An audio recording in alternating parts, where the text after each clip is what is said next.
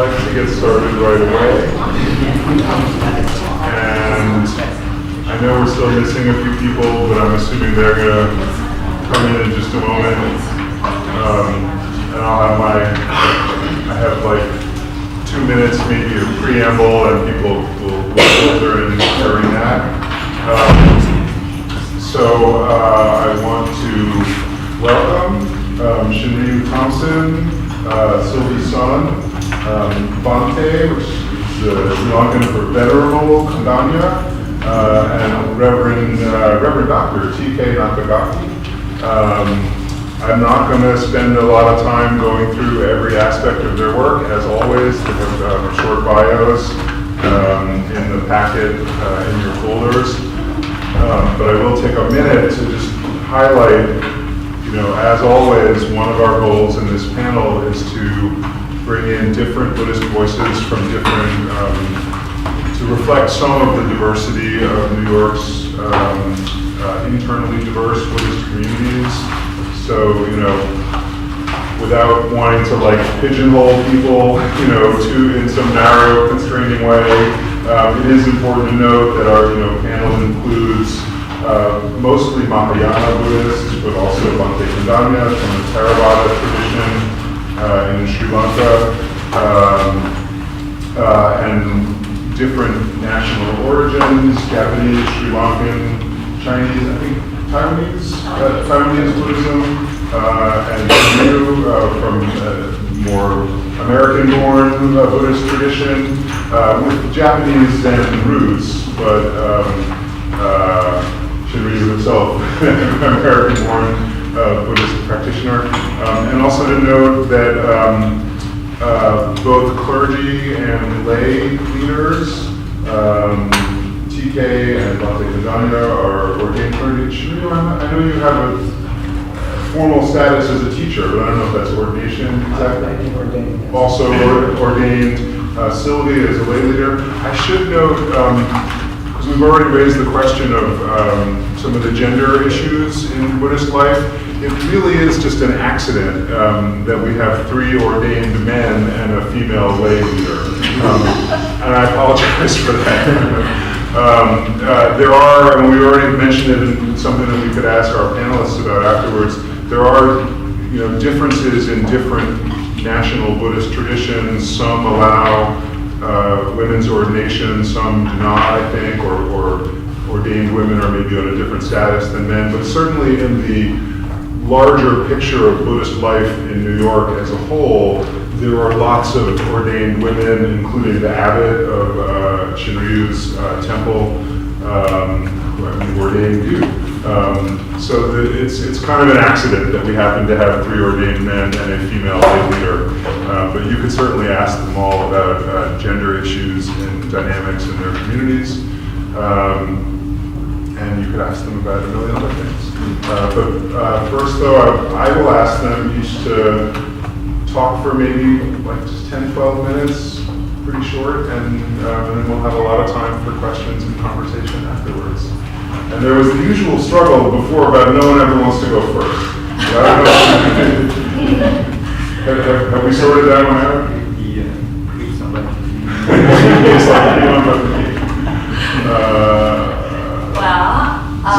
Okay, thank you first.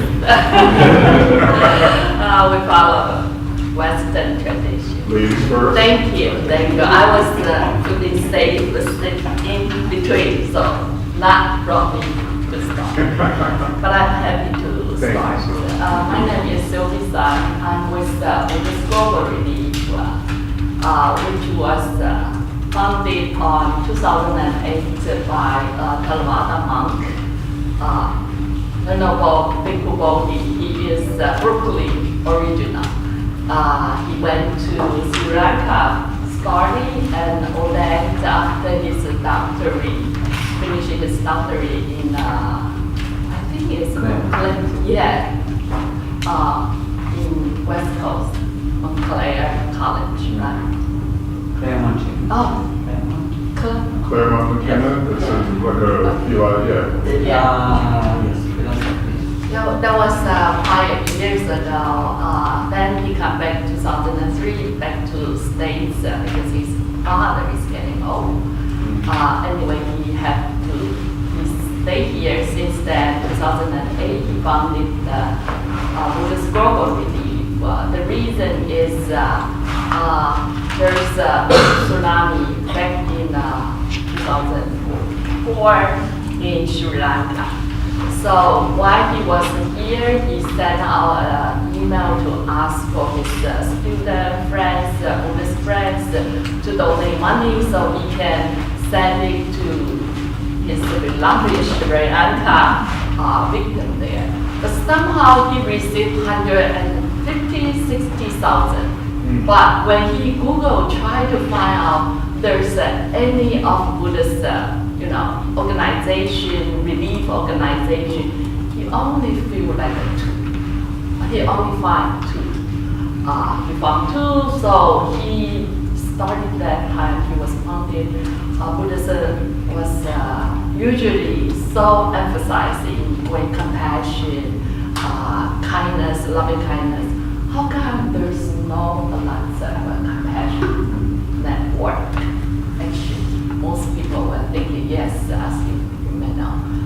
When you talk about Buddhism, everybody thinking it's like sitting like a Buddha, quietly behind the cave or in temple.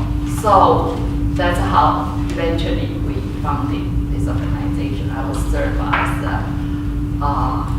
fundraising chair and also as a co-member. So my background is I myself practice Buddhist, Mahayana Buddhist in Taiwan tradition, Chinese Zen, we call Chen tradition. In my life, actually three, my Buddhist teacher. One is the founder of Namajang Mountain, which is a great, big, so-called four major Buddhist organization in Taiwan, including Fengguangshan, we just mentioned about Buddha Lies, Tzu Foundation, and Namajang Mountain, and also there's another Zongtai is also one of them. Our tradition is Chen, a lot of meditation. First I know, I go to the temple. There's no chair, you have to sit. Before any lecture, any section of class or anything, you sit for 30 minutes on floor. But Mahayana Buddhism, as we all know, there's two paths very important. One is the liberation path, through the meditation, through your practice. The other one is more like devoted to Bodhisattva, we say Bodhisattva path. We don't go to Nirvana. We have to stay in the world before we become enlightened man or become Buddha. We want to everybody, all human beings, all sentient beings, help them to become enlightenment. So this is also meaning service, also meaning devotion, commitment. Through that path, Bodhisattva path, there's 6 paramita. You have to do the generosity, you have to give your virtues, you have to have practice meditation, concentration, you have to practice diligence, like commitment, devotion, and then the last is you have to have a great wisdom, which means selfless. Eventually, you put down your personal ego through the practice. So you can do like we saw before, the Guan Yin Pusa, the Yizang Pusa, who are about to help all beings relieve from suffering, from hell, from animal harm, and then we are the one continue to come back to the world, never go to. Instead of everybody want the renunciation and go to the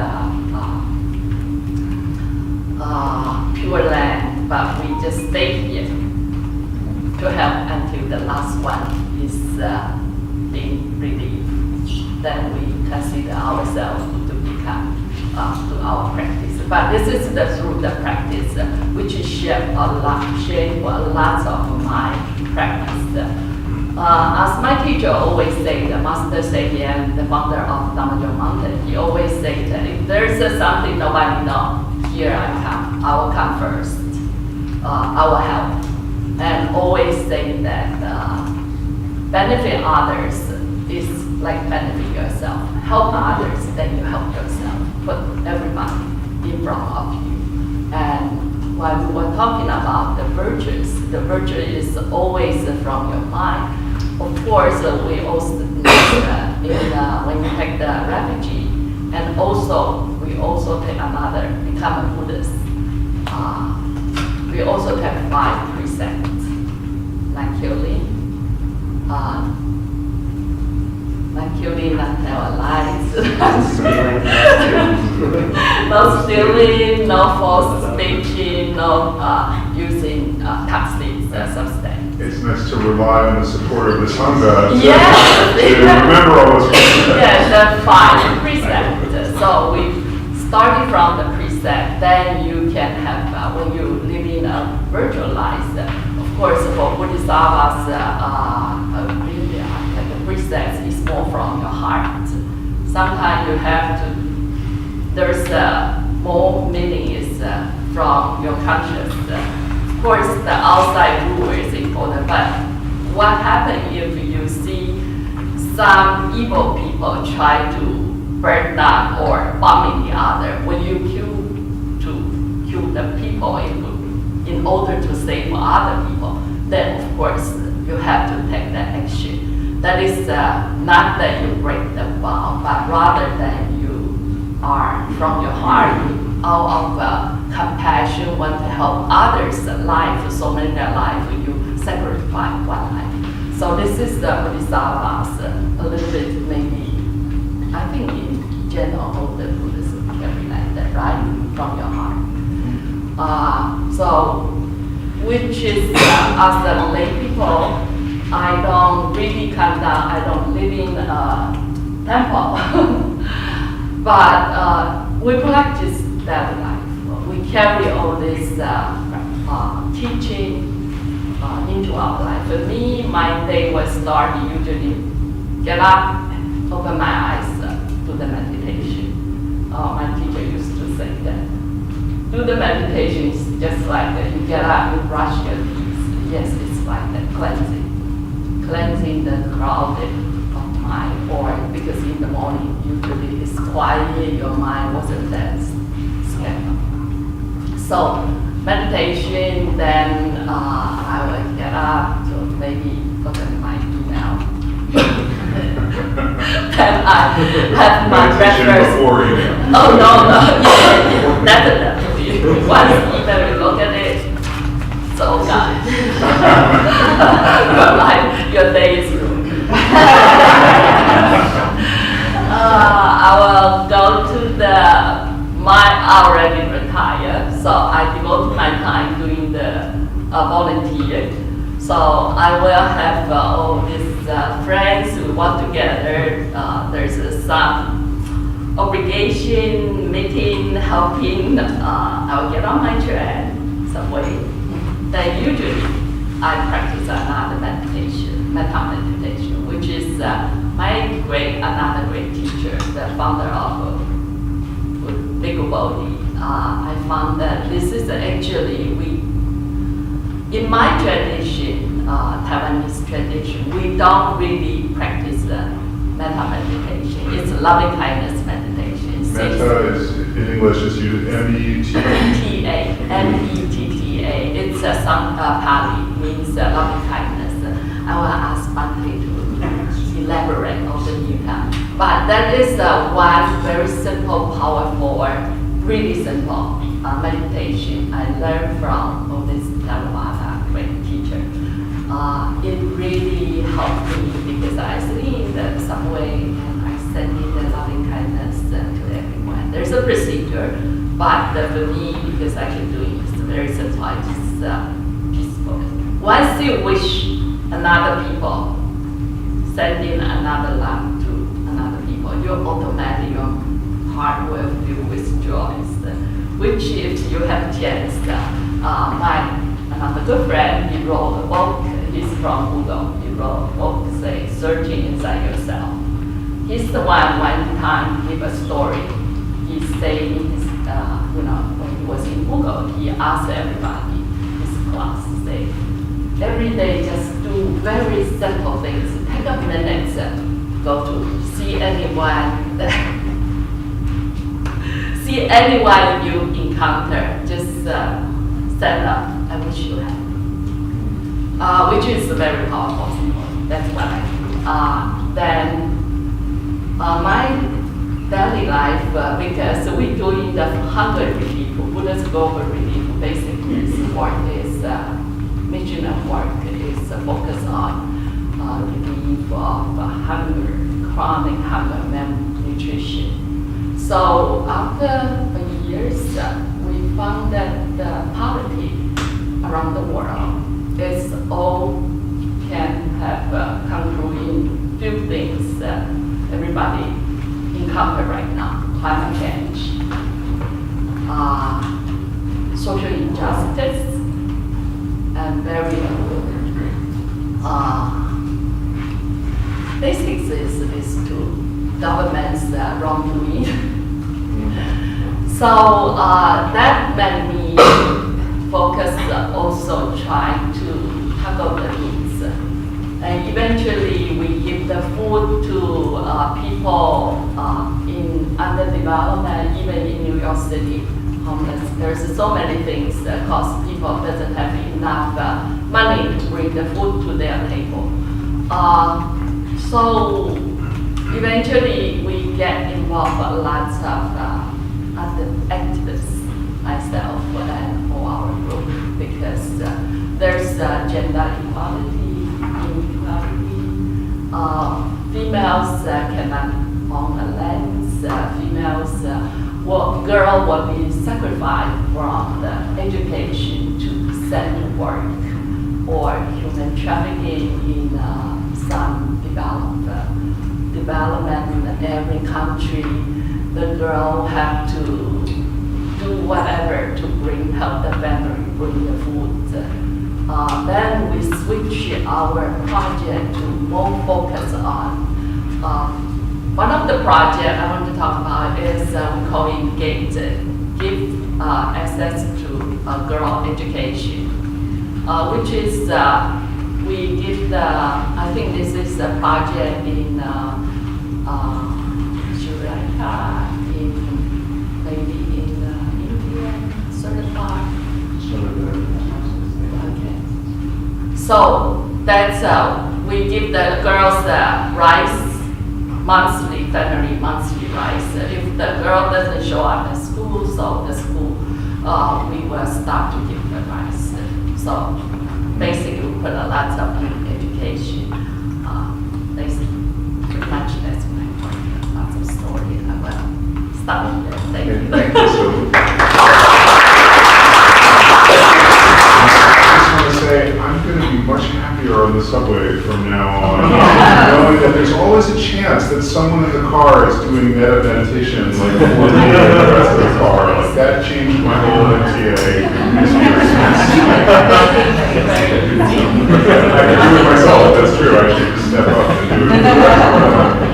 Thank you, Sylvie. Sure. Sure. As I was sitting there, I was listening to Professor who talked about Buddhism. So basically, even though Theravada, Mahayana, and Vajrayana, all of us share same fundamental teachings of Buddhism. Based on that, everybody has developed some little bit differences could be there, and also practical-wise. Geologically, there are differences between, therefore there are differences. These are not Buddhist different from teaching, but what they had in the country, their culture, still carrying over, it's you're continuing, but enriched with Buddhist teaching. So that's how we see it. That's why you see certain differences, I think, when you asked questions before. And sometimes you may see certain things in China. Some people do things with understanding, but some people, they don't understand what they do because they carry over things, don't know the meaning of it. And with understanding, if they do that, maybe it's not become such a ritual, but become a practice. But what exactly in teaching with the thought was, he emphasized on training our mind. Mind was very important. We carry this world, we create our world by mind. So therefore, with the emphasis, train your mind. So by practicing Sila, the precepts, 5 basic principles he was mentioning, and that is the basic. Being on that virtuous ground, we keep on practicing. And then also very important part in Theravada tradition, Dana, generosity, what she was talking about as a practical activist, she's doing globally something. And also you saw something on the slide, it was showing that, feeding monks, feeding hungry ghosts. Hungry ghost story does not come that much in our tradition. But these are things, because we are not living here individually for ourselves. We cannot be selfish. I can be rich millionaire, I can do business, but if I do that, definitely I must be able to share with the others. So that's the basic purpose of it, because not selfishly you are earning money, greedy, just to be a millionaire and show it off to the world, but you must be able to share it with other people. So when things happen in New York City, I always think about this. Why these people are laying off these people? Why don't they make them live by contributing, by sacrificing themselves a little bit?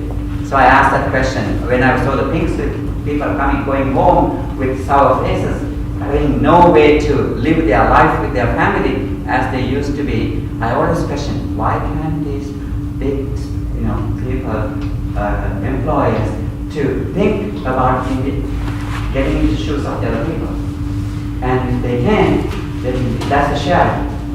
It does not mean that you always share what you have. You can definitely do that. Yet also be compassionate for their workers and let them live the life. So that is the basic Buddha's teaching is no harm doing business. You always being a Buddhist, you can because Buddhist major teaching, let go of your craving. It's not craving. If you are a skillful person, you can do a business, you can share with others. So he emphasized that teaching. And also definitely individually you have to work on yourself, because our greed, ignorance and hatred are the 3 root causes of any negativities in this system, what it works. So instead of what he encouraged was to practice generosity, loving kindness and improving your wisdom, your understanding. So for that he, throughout the time his teaching was there. During the 45 years he was teaching in that aspect. So Sylvie mentioned 6 perfections. Parami we call them. In our tradition we talk about 10 perfections. The generosity, morality, renunciation, wisdom, perseverance, patience, truthfulness, determination, and loving kindness and equanimity. These are the 10 perfections. Bodhisattva practice to be the Buddha. Bodhisattva is the being who is practicing to be the Buddha, and as he perfect in the sense of perfecting, bringing your mind to zero question of any defilements. Hard work. Very hard work. So after he becoming Buddha, he figured out, even though as Sylvie said, they have a vow, I will be in the samsara until I save all sentient beings. But it's an impossible thing. So Sylvie said that.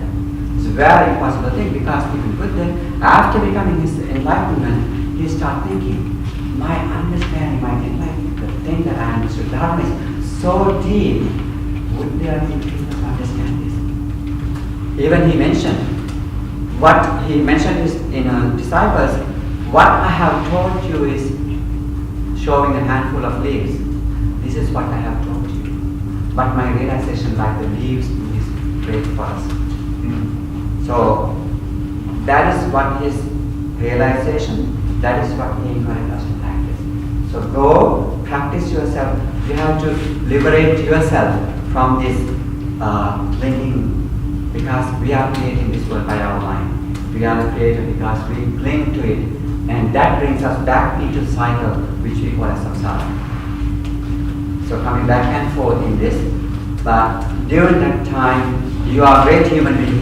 Human life is the most precious, and also in the tradition it talks about you are a human being now, you have a teaching there, practice it. So you have to liberate yourself. So liberation, by just when I think of that, we simply think about Prince Siddhartha, Mr. Chakmari Buddha. He was a prince. He's supposed to be the crown prince. He's supposed to be the king after his father. So his father was making effort to keep him in this position. But what happened was it was the other way. When he was 29 years old, his father gave all the luxuries he could think of, thinking that he would stay home. But that is not his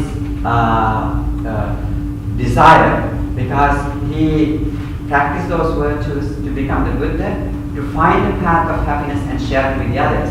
With that thought he came to this world, and so by 29 years old he left his home. And he became a hopeless person. He was in the forest. By practicing, going with the other teachers, and he did practice finally through meditation. He found what he was looking for. Even he had a great two teachers.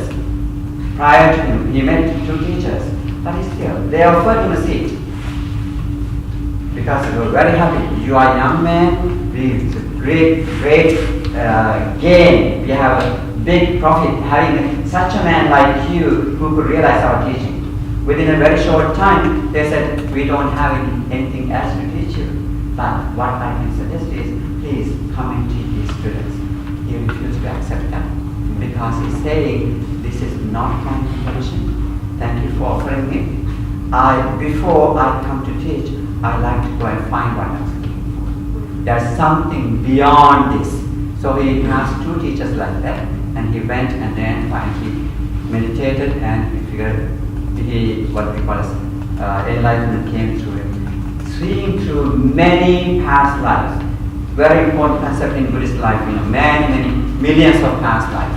This is not the first life or last life, there are millions of lives. So he, looking at all those many millions of lifetimes himself, and then also continuing to his meditation, and then he also comes connected with the karmic theory, because he starts seeing many beings who are dying and born again, and he saw the differences. Then he started thinking why these differences are. Nice human beings become very bad, who are doing well become very poor, and what's the cause of this?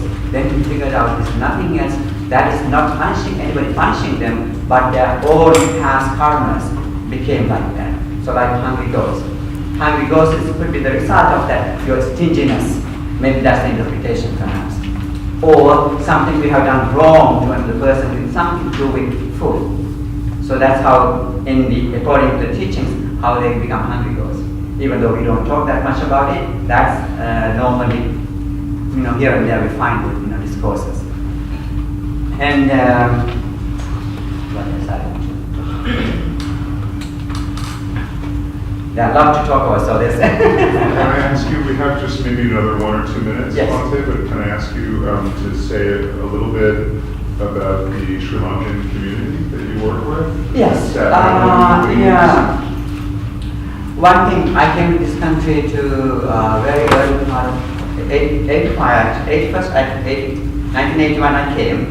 That's the year that the Sri Lankan Buddhist Vihara was started. And then again I went back. I never had an idea to come. But once my teacher asked me to go. So I came to assist the other senior monk at the time. But at the time there were no children at the temple. I was so concerned about children, how these children are growing up here. So certain weeks they are coming, next week they are not coming. So I told them that this is not working. I was not happy the way it goes. Parents are, this last priority of temple was the last priority because they are doing other, running around and doing things weekend stuff, and then they bring at the end of the day they bring the children.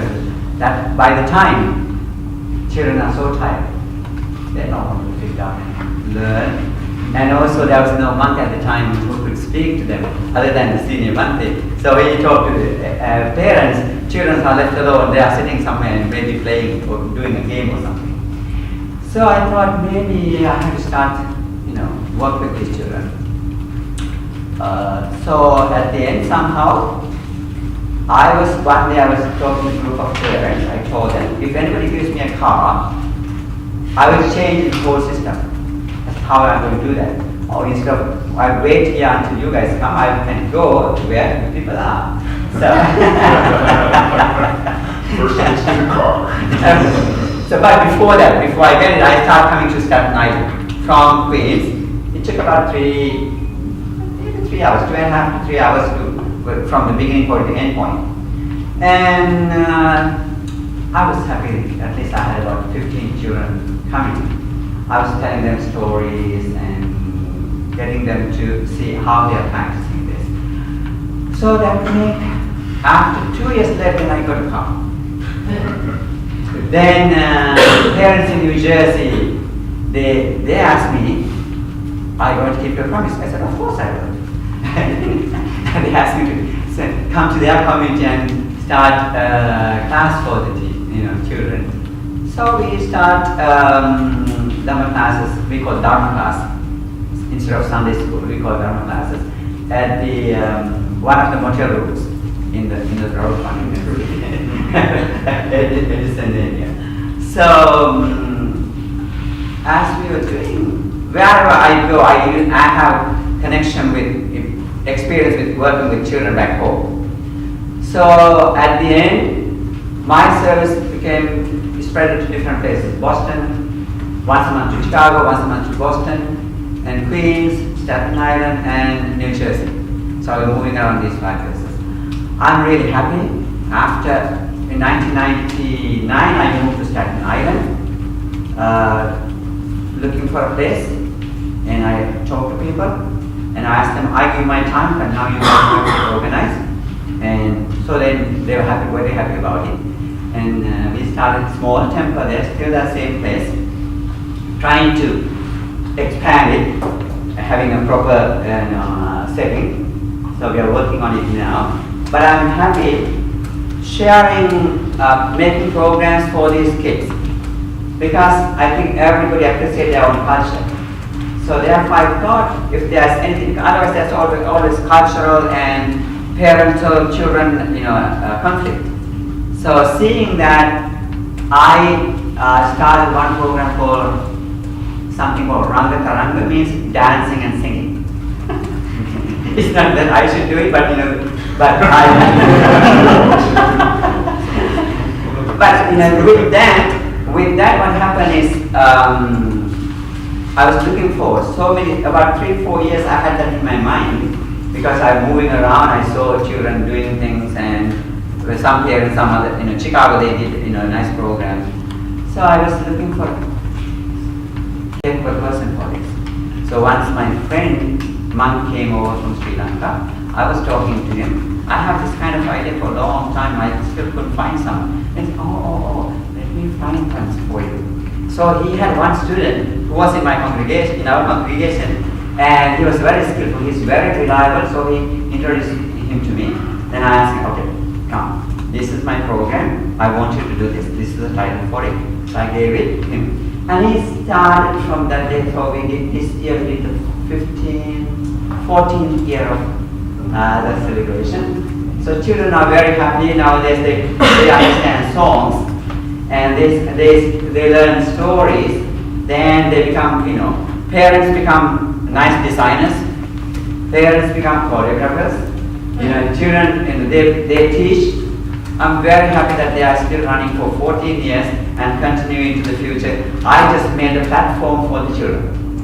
So they enjoy it, parents enjoy it, that's one of the works I do. And later on, I introduced a similar program for the adults because every day these parents are working non-stop. Even weekend they are working for money because life is a struggle here. For that they do it, but once a year I gather all the parents and I have a program called Rhythm Taranga. Rhythm means rhythm.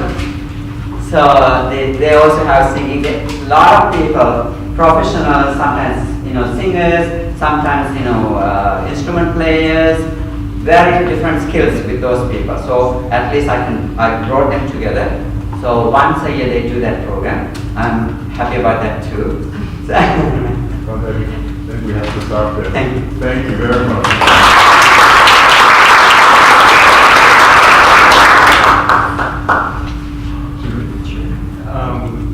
So good morning, everyone. And I understand that you are K through 12 teachers. So I want to thank you for what you're doing. I have great appreciation for what you're doing. And I'm glad to be here with Sylvie and Bhante and TK. And thank you, Henry, for the invitation. And Henry said it would be good if I talked a little bit about Zen practice, which I do, and everyday life. And he also mentioned that I would be the only US-born person here, and so in some sense I would be representing Western Buddhism, although I don't know what that is. But I can talk a little bit I about said, like, speaking from your own perspective within Western Buddhism, without the burden of feeling like it's your job to represent it like a spokesperson. I don't even know if I even know what it is, but I can speak about my experience. And I thought I would share a couple of comments about my teacher, Roshi Pat Nkyohara, who's the head teacher at the Village Zendo just downtown Broadway in Houston. Someone asked her once why she is a Zen Buddhist. It's an interesting question. I can think of a lot of different ways to answer that, but why are you a Zen Buddhist? And her answer was because I grew up on the West Coast. And she said if I grew up on the East Coast, I might have been a Tibetan Buddhist, but it was a comment that struck a chord for me because I also grew up on the West Coast, and I realized that I eventually got into Zen Buddhism, and it's not a coincidence. It had to do with the context in which I grew up. So throughout my life, growing up in Northern California in the 60s and 70s, I had Asian American friends. I was eating Chinese food and Japanese food with chopsticks from the time I was a child. Completely normal, nothing exotic about it or alien about it. As I came of age intellectually, I started reading the Beats, Gary Snyder, and Rex Roth, and Bill Whalen. There were things in the air. Also, San Francisco Zen Center had a big influence in Northern California. Shinryu Suzuki, a Japanese monk, came to San Francisco to attend to the Japanese congregation in San Francisco. And all of these North Americans, a lot of hippies, descended upon him, wanting to find out what Zen was all about and kind of communication. And that led to a very interesting experiment, which really had wide cultural repercussions. The first Zen Buddhist monastery in the United States was founded a couple hours down the coast from San Francisco, a place called Tassajara you may have heard about. I grew up very close to Tassajara. They produced cookbooks, the Tassajara bread book, those of you who are cooks may know something about that. So this cultural influence was very pervasive in Northern California. And I was drawn to it as a teenager because of the meditation practice, primarily. And I was not interested, I was sort of turned off by the idea of institutionalized religion. So I did meditation practice with a Zen reference for many years. It wasn't until I was in my 30s and I happened to be outside the United States. I lived for a number of years in South America, in Libya, and met up with some other folks who also did Zazen meditation. We started a little group. We founded a center there. I just got back 10 days ago from Libya, where we were celebrating 25 years since the founding of the Zen Center there. But that led me into more of a study. I had gotten, by my 30s, I'd gotten over some of my allergies to religion, and I was starting to study Zen a little more seriously, receiving formal instruction. And when I came to New York, I developed a relationship with Kensei Roshi. And I didn't intend to do it, but I ended up ordaining, and I ended up receiving authorization to teach. And so that's what happened. It wasn't planned, it wasn't foreseen, but Henry asked me to say a little bit about everyday life, and I think that for me, like for Sylvie, every day starts off with sitting meditation for, say, half an hour, 45 minutes. That's just the first thing I do when I get out of bed. I think that the meditation continues to be like the root of the practice for me. And I think it's the fundamental reference point for those of us who go to the village center to practice. It's a chance to sort of unclog the mind a little bit and check in with what's going on physically, going on in my head, in my surroundings.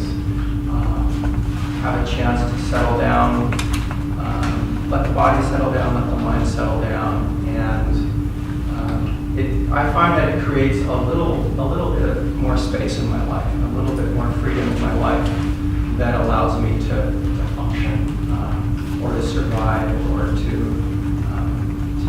do what I do. So after sitting, I may get up and be seeing my wife off to work, maybe heading off to work myself. I also am a teacher like you. I teach history at NYU. Although I think that those of you who work with K-12 actually have a chance to have a lot more influence over students than we do working with college students. So Sylvie was talking about the Bodhisattva path. I think that the K-12 teachers are great bodhisattvas.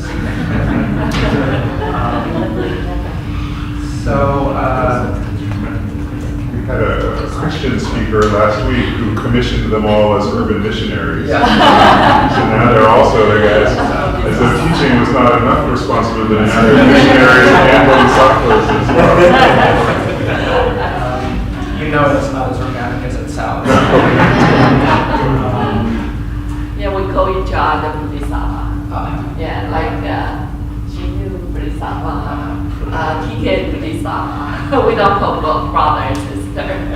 Really, not that one. So everyday life will be work life and family life, and maybe talking to friends about what's going on with them in their lives. I found that since the more that people find out that I do this practice, people tend to come more and want to talk about what's going on, some of the difficulties they're facing in their life. So daily life may be just sitting and listening to a friend talk about how he's dealing with a problem with his aging parents, or his own health problems, or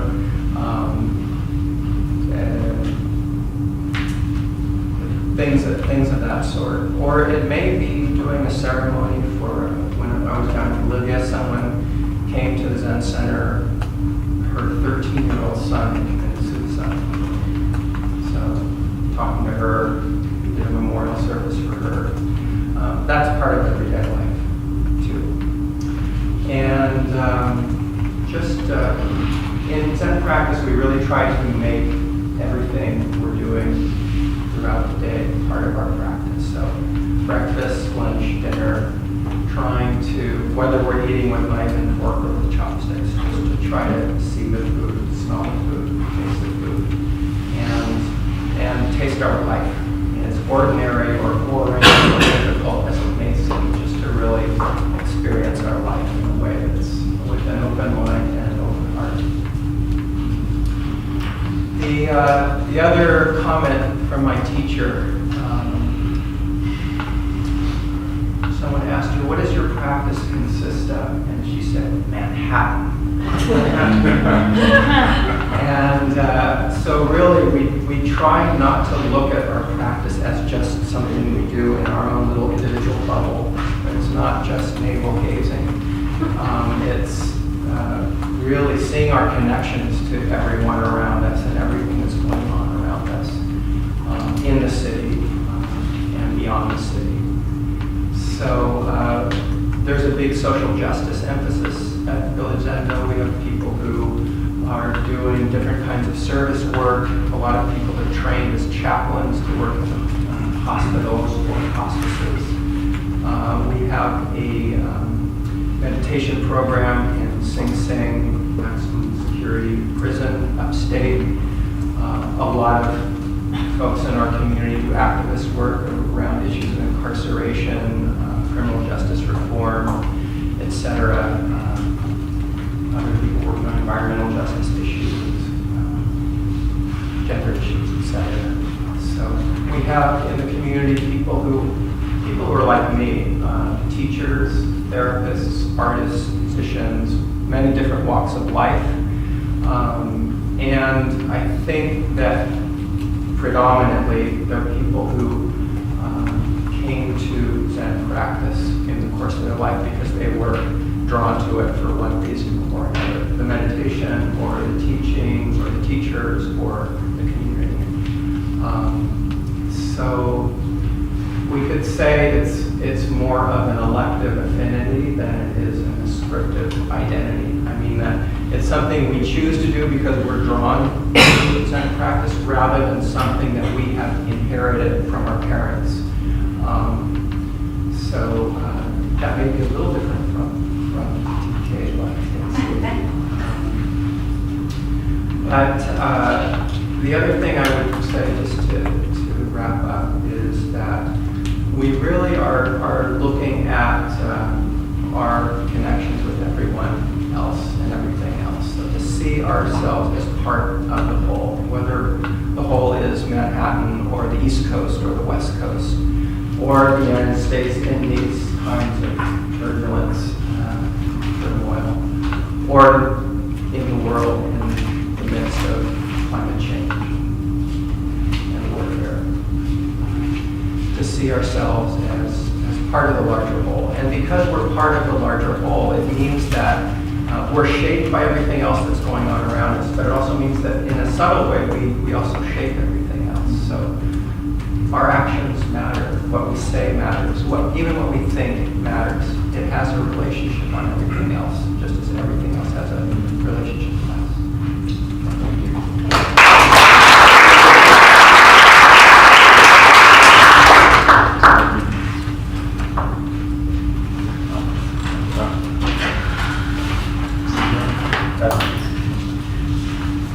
Good morning.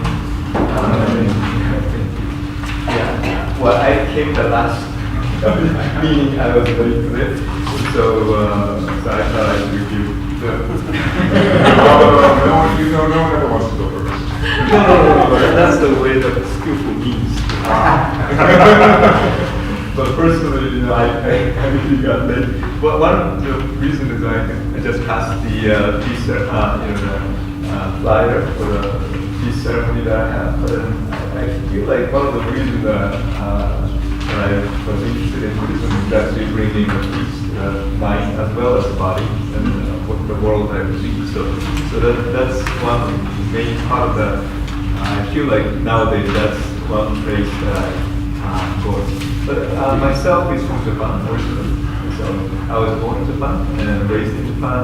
After the university, I came to the United States, but 1985. So actually, I lived this country longer than in Japan. So I'm talking about basically Japanese community, I guess, first of all, and then I share my concerns and so forth.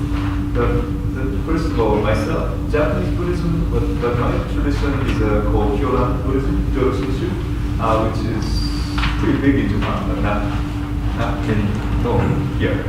And so, but among the Japanese community, I mean from Japan and so forth, they tend to have a lot of Kyoran Buddhism. And so I do all those. I mean, I used to do the temple work. So I did like 25 years service of the temple. And then I left the study for the New York Theological Seminary actually, for multi-faith track or interfaith kind of learning basically. And even I keep those peace ceremonies I've been doing 23 years. So it's actually so this is my 24th year of the interfaith peace ceremony. And so I guess I'm kind of slow, with it. But then I'm just consistent. And for me, the consistent is always the power. But patience, because in this country, nobody has a patience, so you just gave up so easily. But the way that I grew up is I just keep doing it. You can break through some of the rocks or anything like this. So that's one of the ideas that I myself have always. So I don't like to, I appreciate all the new ideas and so forth, but in the end, new ones come instantly, they're going to leave instantly too, possibly. But I don't know, some trade maybe stay, but so that's some idea that I have. Maybe for Japanese people, we respect all the past and so forth. And so not only new, but also the past thing. So in terms of personal practice-wise, also, we do a lot of dana and so forth, but even giving. But one thing that I was told is you're supposed not to say what you're doing. If people know what you're doing, you're not really doing that selfless dana. So that's one of the reasons that Buddhists supposed not to be known that many people doing a lot of good works, So when I invite you to come and tell everyone about the role of Buddhism in inspiring, I don't want to, mess it up for you. But at the same time, I'm using my, virtue. I know, I don't want to lose merit by telling these folks about your Buddhist life. I may have enough, but it's... I don't know if it's so anything you want. So, part of that, that's why I try to bring my back here, but my telephone is ringing. That's why I was looking for the back. I try to get the Bhante's back to turn on the cell phone for myself. So, but anyway, one thing is for the day, first of all, maybe I'll touch upon daily life since I have things to try to cover, at least by respecting your questions. The daily life is simply, we just do daily, sitting, what just do chanting, it could be every day, morning and evening.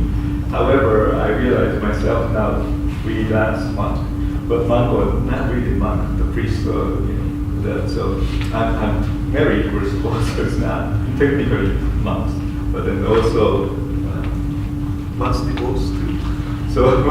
So there's also another things, and then I have 2 children. So there's a different way, and then also the founder of my school of Buddhism is 1173 Shinryu. He actually officially get married and have children. So in a way, my tradition of Buddhism is bringing used to be Buddhism in the mountain, practice in the mountain, and then bringing Buddhism down to the common people. Then how you practice in a regular life is one challenging things too. And so morning and evening, but if you can't do morning and evening like myself now, then I took advantage of the subway actually, and walking. So when I walk from my house to the subway station, I do chanting. Sitting on the subway, I start doing a meditation.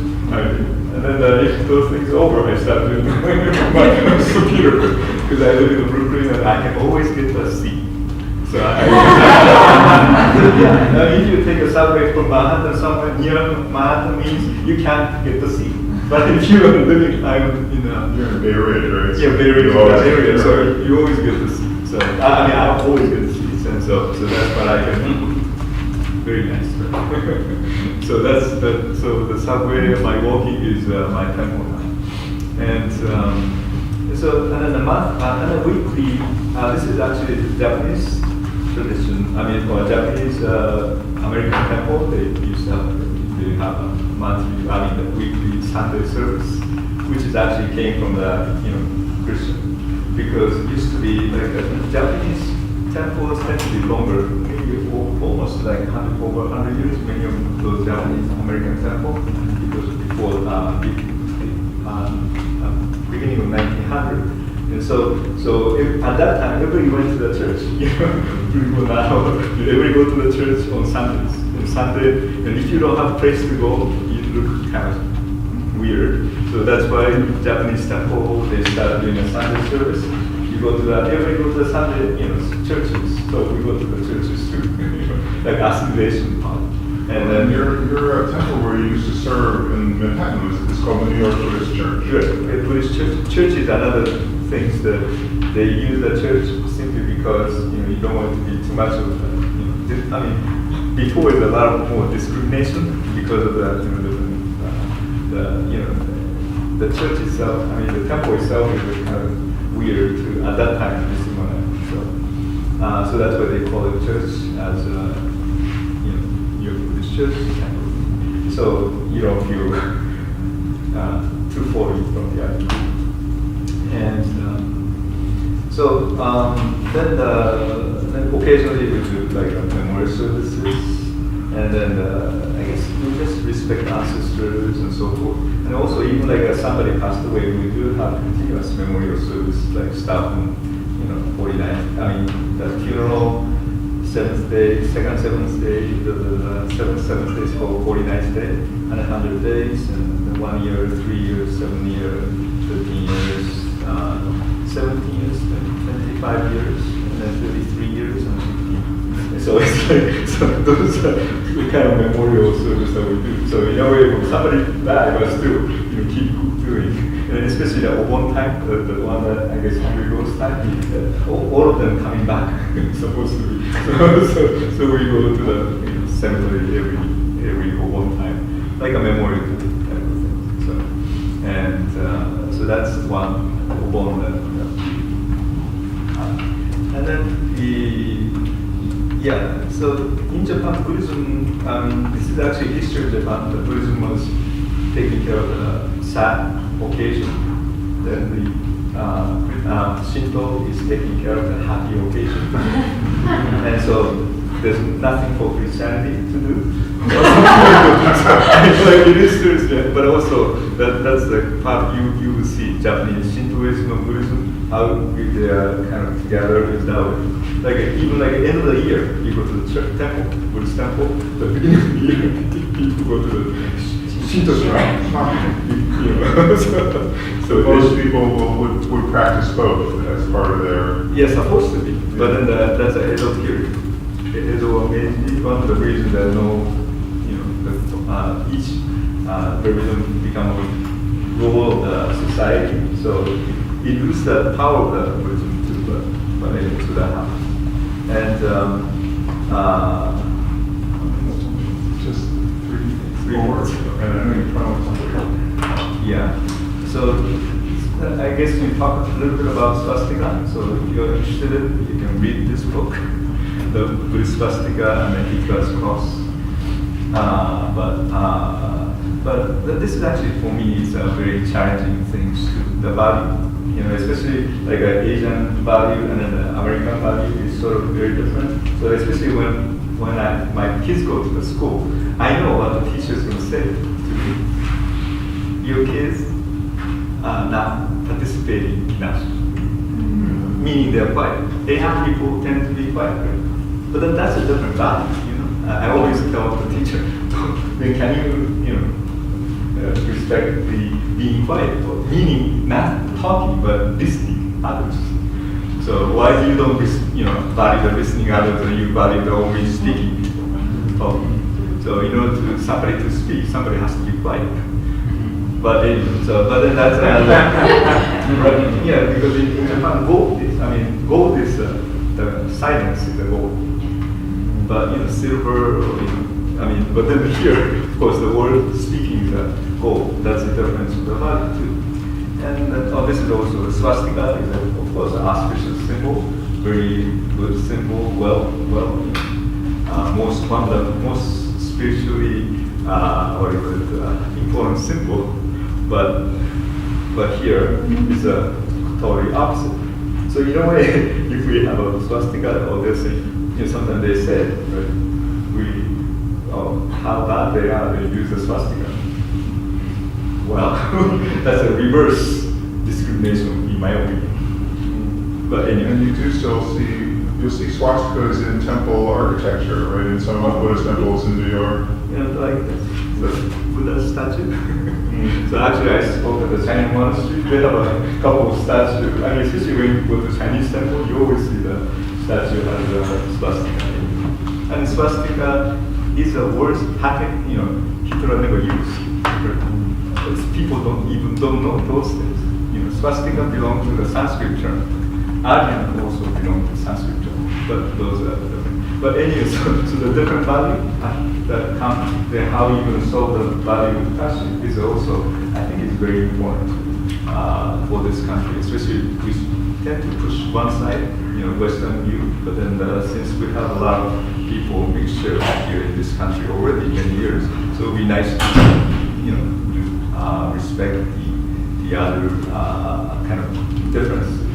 So the diverse community differences are very important to be recognized, but at least understand. If you don't like it, it's fine, but at least you understand why they have differences.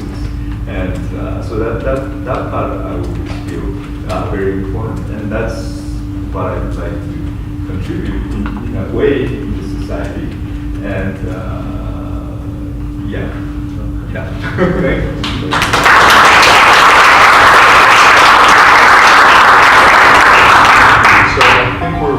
I think we'll probably maybe stay 5 minutes after our official end time and through 12:20, so we have a solid half an hour still for questions and conversation.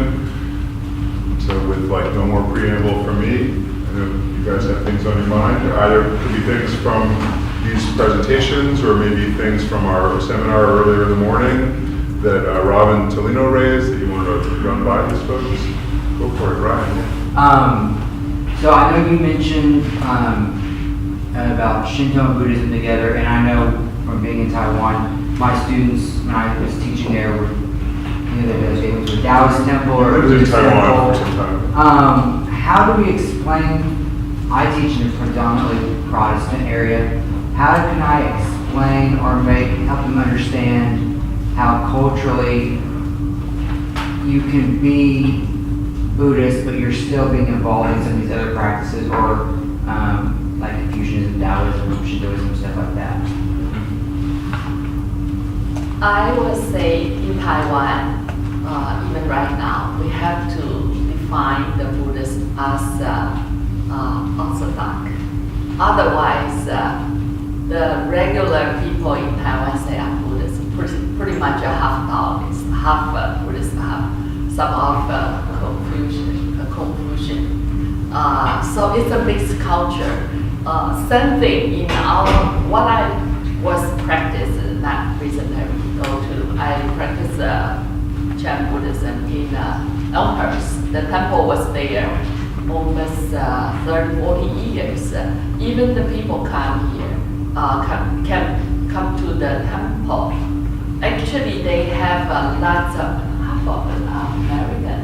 But these people, our friends, they never really, even they text refugee, they still say, I'm Jewish. I still practice my Jewish, my culture, it's my background. And some say, I still carry my Catholic, because you always say, as long as you are comfortable, I don't see there's any conflict.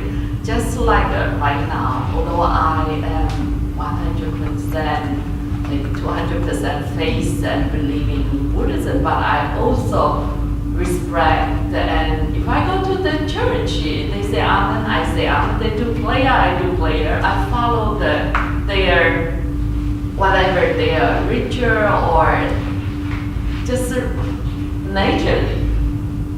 So I don't think there's any conflict, because as we say, we are in a great one. I mentioned before that this is an enculturation, but exactly in future that would be American Buddhist. But still they have some cultural things and elements what they have been doing up to now. So that may be enriched by this teaching. That's what would happen. Very same thing happened to in China and Japan too. Shintoism was there before Buddhism. So Shintoism was enriched by this. So that's the reason why it is gone back and forth. They go midnight, they go to the temple, ring the bell, and then start going to the Shinto shrine. Next day in the morning, first day in the morning. TK, as a priest, do you also participate, or when you were in Japan, in Shinto practice as well? Or as a priest, are you really supposed to just be Buddhist and avoid the Shinto? It depends on the school of Buddhism. There are many schools of Buddhism. Some Buddhists tend to be more 100% Buddhist, some are 80% Buddhist. It's just a mixture. And also even like history of Japan, sometimes Shinto, the relation between Tao Shinto, Tao Buddhism is also conflict, become a part of the conflict. But sometimes, there's if you go to the, like, even famous one like Kyoto, like, what do you call it, Kyoto, they have, you can see the Shinto parts, and then there's the Shinto and the Buddhist all together, one same property of the temple. So they are mixture with the, Buddhism. And then one time, even like all the Shinto gods is considered, from the Buddhist side of it, how we see the Shinto shrine, Shinto gods is considered as a bodhisattva appear in Japan. So that's one way to look at the, so that's why it doesn't conflict. Similar thing has happened with Hinduism and Buddhism in India. If you go to India, you may not see difference in that. Because Hindus, they have put Buddha under their own umbrella. So therefore people can understand what it is. If really people who may understand really study well, they may be separated. Okay, these are Hindu practice, these are Buddhist practice. And on the other hand, Buddhism can be practiced by anybody. Shinryu, I don't know about you personally, but I'm sure there must be a lot of people at the village Zendo who are very active in the community, committed to Zen practice, but also are going to church or synagogue or mosque or whatever. Many people. And there's from our perspective, the meditation practice is, can be a benefit for anyone, and doesn't challenge necessarily one's faith or one's system of beliefs, but may be complementary. There are many examples in Europe as well of Jesuit priests who incorporate Zazen into their practice, and I don't know that the Catholic Church is always okay with that, but it's not a problem from a Zen perspective. But also, I would just say, to pull out briefly as a sort of a tangent, but I think an important one, like, this is not unique to Buddhism. There's a lot of traditions and cultural contexts around the world where it's perfectly okay and not transgressive really at all, but just part of life that people draw on different faith traditions, like at different moments in their life. We'll see on Monday how some of the traditional, indigenous African traditions have mixed with Christianity and Islam, in the New World, but also in West Africa itself. So in some ways, like, the Abrahamic traditions are kind of odd in global context for insisting that you got to be one thing to the exclusion of all others. And that's maybe the broader point to try to make to your students, right? To question that assumption that we all bring from sort of Western Abrahamic traditions.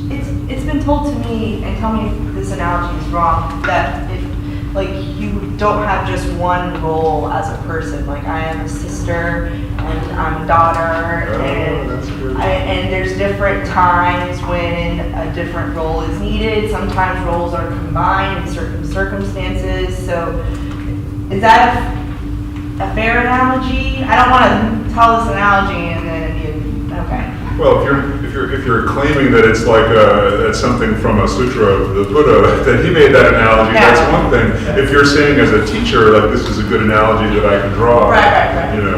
Go for it. Yeah. So I kind of want to join the conversation right there, the question that Ryan had asked, and add a little, because when we're looking at part of our institute is talking about lived religion, what it looks like for people, and where I lived in Japan, everyone that I talked to and that I was in contact with, they did not consider Shintoism, the Japanese people that I spoke to did not consider it to be religion. That's not the way they define it. And it might be because of the Christian influence of what religion means. But I also, not very many of them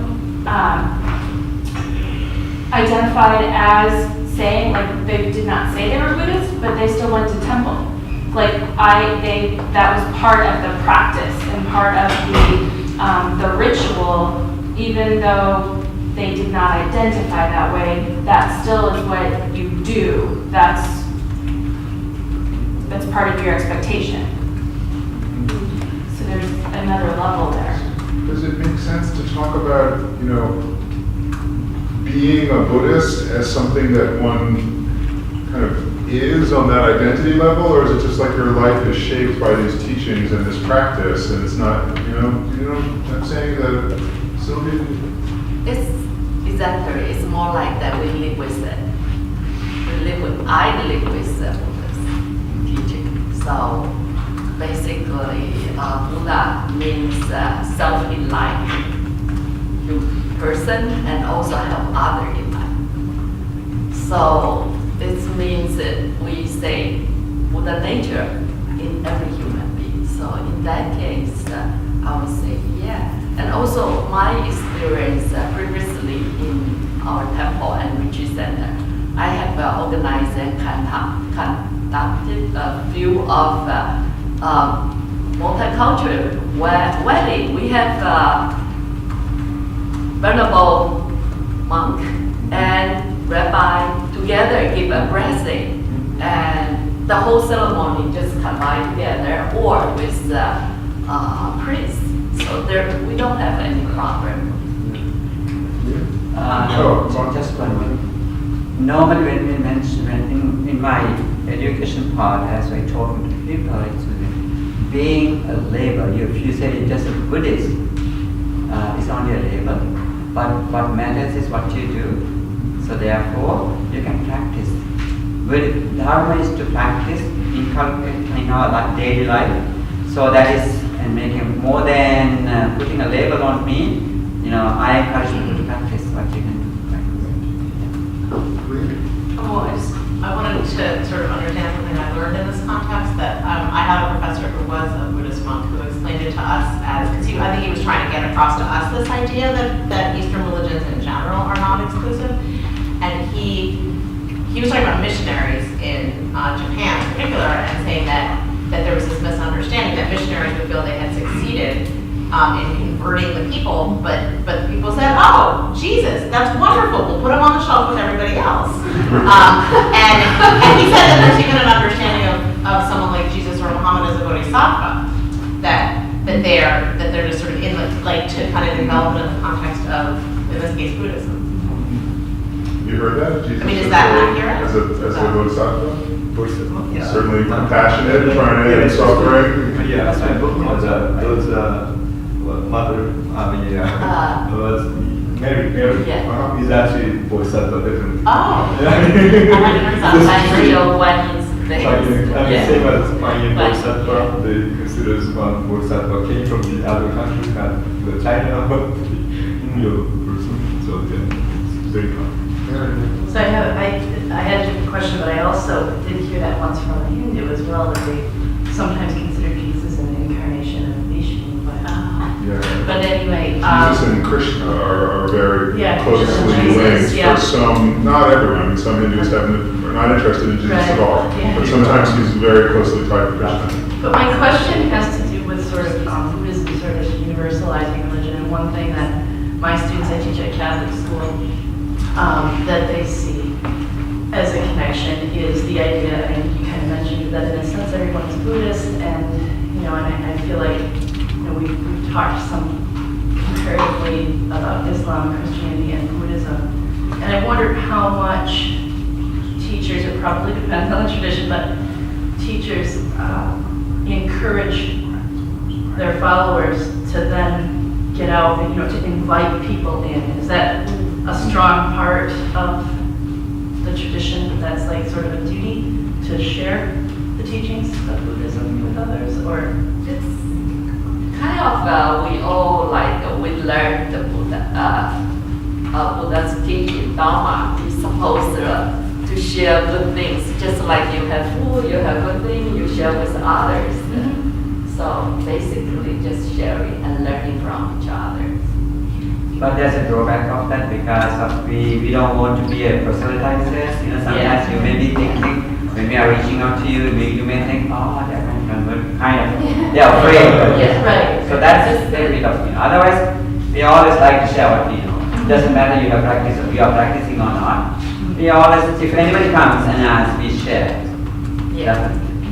Because we always say that only upon people ask you, and then you share. People ask you, you always share. But if people don't ask, silence. So were you here when our previous presenter talked about his encounter with the man in the Central Park? I mean, he talked about meeting a Buddhist monk from Taiwan who was trying to raise money to build a temple. So by being in the park and, sharing, handing out beads, and I think it was Right. That was a fake reason. That's a very fake Well, one. it might have been, it could have been a fake monk. But Sylvie, he was saying, Robin was saying, he actually struck up a whole conversation with him in Chinese and was very, I know there is a big issue in New York of, guys who will buy the robes and go out in Times Square and try to convince mostly tourists that they're like a Buddhist monk, alms, begging for alms, but they're really not. But it sounded like this guy may have actually been a Taiwanese monk. But it's interesting. I think that's in all religions, it's an intention to me. Yes, but assuming for the moment that he actually was a Taiwanese monk raising money for a temple, there's a difference, I think, between proselytizing would be trying to encourage passersby to somehow adopt Buddhist teachings, versus on the other hand, just from within a Buddhist framework, giving them an opportunity to build merit, even if they don't know that that's per se what they're doing. It maybe is not. It's like extending a Buddhist gesture to people, but not maybe proselytizing them. Most likely they should, people usually do it in their temple. They don't go, not really go on. It's already there. They will encourage the follower or members to support. But sometimes we do like a Japanese temple. We just walk around because place like a village and so forth, walking with ring the bells or so some chants and so forth sometimes. So which is really but they offer through the money that way. So in a way it is sort of we not stay at the temple in a Japanese tradition. But the problem for me was that if they use the robe to get the money, if they're not really using for the money for the Buddhist temple, and the robe should be only the one who really ordained, because that respect their lives are dedicated to the teachings. But then if they just buy the robe and they wear it and they get the money and so forth, that itself it seems it's not really acceptable, I guess. Yes, speaking of clothing, I am kind of interested in the distinctions in some of your dress. And I have a last question as well. Very interesting. All three of our venerables have. Yeah, no, I know. But yeah, could you guys talk? I know there are some similarities across different Buddhist traditions in the robes that ordained people wear, but then there's different symbolism. I don't know if you want So they all have this robe too. There's a smaller version of that. When they are doing the service, they use that. But I always use this robe. This mostly if you look at Indian culture, I think it's coming from India, they used to, I still think about this, how would they have Buddhas wearing this? But in reality, maybe it's shorter than this perhaps, just put them around, Gandhi, sometimes when you look at the Gandhi pictures, that could have been the way that they have been wearing. But later on it became a formal, particular way Buddha described, because, the touch words. At the time, they didn't have clothes, perhaps whatever piece they picked up. They didn't burn to the people. So these mendicants, they were picking up a piece of cloth and put that together, and it became. Then they dyed to make it a unique color, and that's how it became a robe. So once there was one particular discourse with the showing a paddy field, rice field. They asked monks, you make your robe like this. Reason behind that was, when you are drying it, maybe if you put it in the sun, anybody will not steal it because all this patchwork is visible, and that could have, and also lack of resources could be the other reason. So why it has become patchwork. So many small patchworks, so they put together. Instead of putting, nowadays plenty of robes and they sell. At the ancient time, monks did not bought and did not buy anything, but they just made themselves. They care about their practice. So you may see yellowish color, brownish color, red, but there's no hierarchy in our tradition. But I think in Japanese they do have, according to colors, there are differences. It shows different status or ordination? Yes. Yes. Or Shinryu, Just one comment on the rice field that Bhante was talking about. This is a small version of the robe that he's wearing. In our tradition, people will do. We were talking.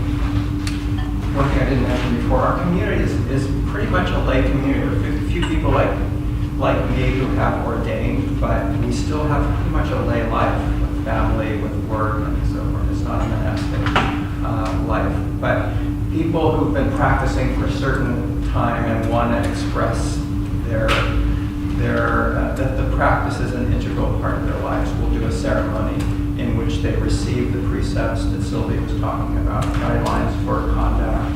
And they sew one of these robes, which is a miniature version of the full monk's robe.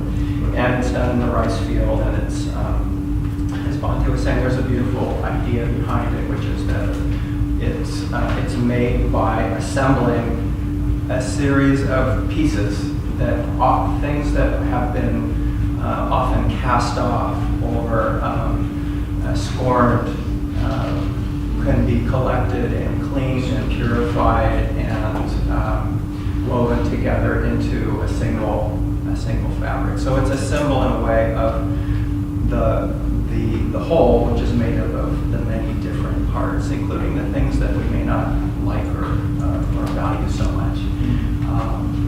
But the way I was taught is that if we wear, in a way, we wear the history of Buddhism on our bodies. So the outer robe that monks wear is the robe that Bhante has, which is the kesa in Japanese. And under that, there is the kuromo, which I understood was a Chinese innovation. In India, it's quite hot. You don't need to wear a lot of but in China, it can get very cold. So you have another layer under that, which is called the kuromo. And in Japan, under the kuromo is the kimono. So, and the kuromo, the kesa will be earth colored, typically, as Bhante was talking about. The kuromo would be black, and the kimono would be white. But there's a way in which Black or dark? Yeah, or dark colors, yeah. So in Zen there's an emphasis on dark colors to kind of cut down on distraction and distinctions and emphasize it. That's one element that I've heard before, is that part of it is to renounce distinctions and on some level renounce individuality. I know that's an oversimplification, but it's not entirely different from, I think, monastic clothes in Christian traditions as well, where you take on, a different identity and you're sort of downplaying your personal identity through wearing the same robes as your other monastic peers. Yeah, that's the idea. So I don't wear the robe today. Yeah. This is summer, so it's It's too hot. It's really 95 degrees today.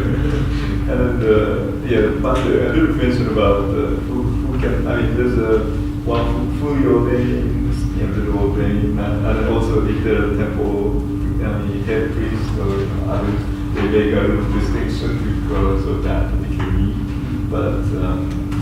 But then at the same time, it's always colorful when all the Buddhists are gathered because the Sri Lanka, of course, yellow, oranges, and then all the Southeast Asians. And then the Tibetan, you see the red colors, more red,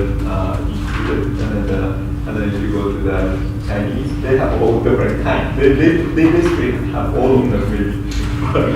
This might be another answer to Mary's question from before, right?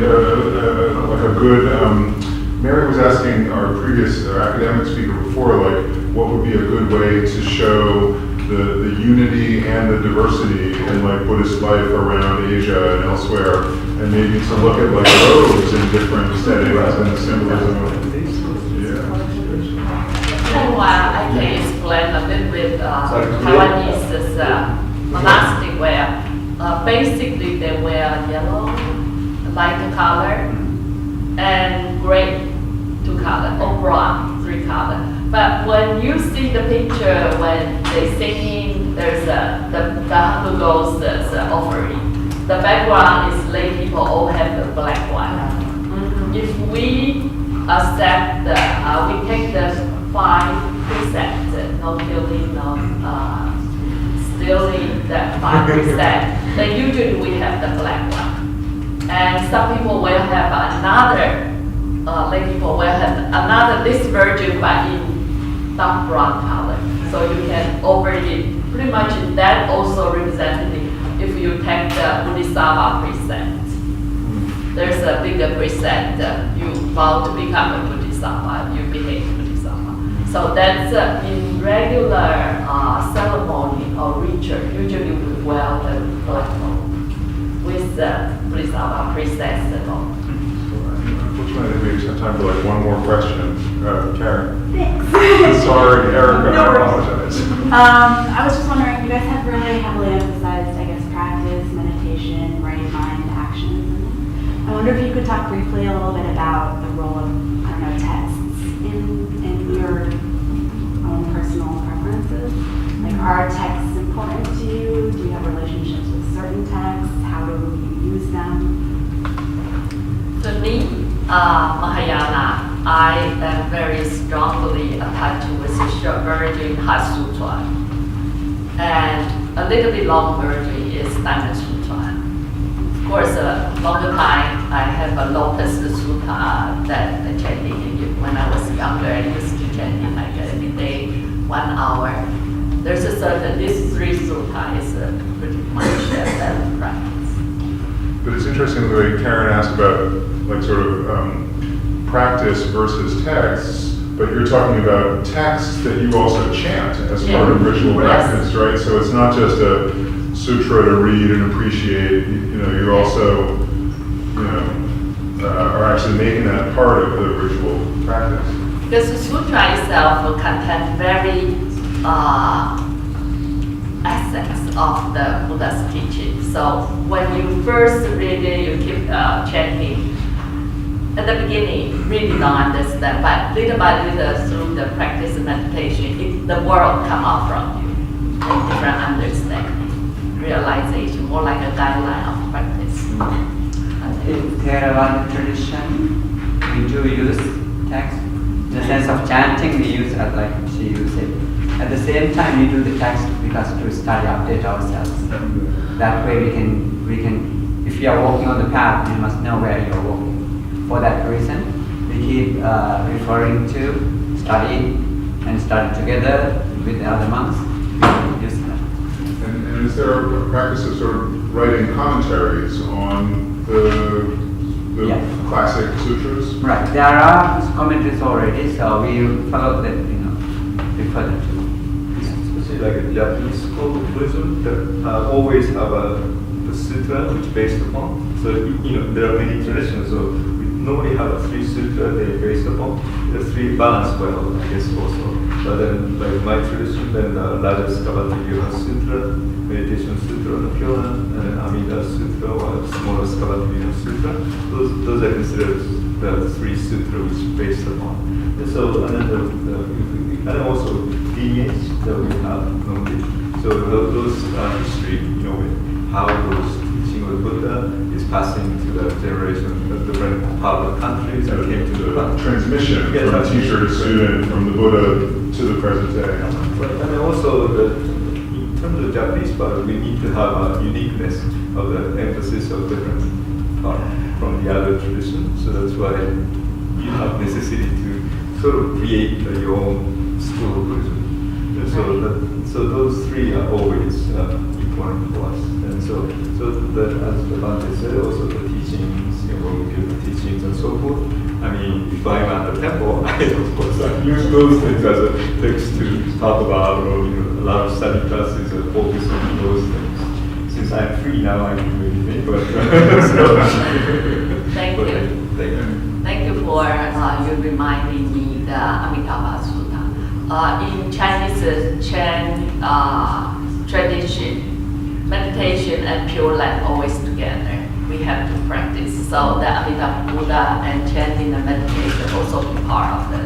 Because it's so, it's more like a ritual use, mental, but I'm more focused on meditation. Lots of chants practice in my temple, they are very focused on Pure Land. Yeah, it's interesting because there's a very rich literary tradition in Zen. There's all the scriptural tradition that they've talked about. There's the poetic tradition, and yet the teaching, the fundamental teaching, is about mind-to-mind transmission outside the scriptures, meaning that the essence of it is really not in the texts. And so, studying the texts can be very inspiring. It can be really interesting, and we always do some of that, but the real study is to study the self from our perspective. And when you study the self, it's about your experience. And based on your experience, you can make sense of what's in the texts.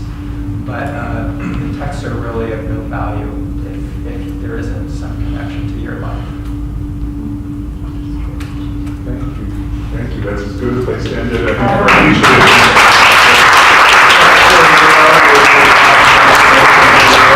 thank you all very much. So I'll see you guys I'm sorry we're a little bit late, but I'll see you in an hour, 1:30 at the front desk. And we'll hop the subway and visit the Chogesa Zen Temple and see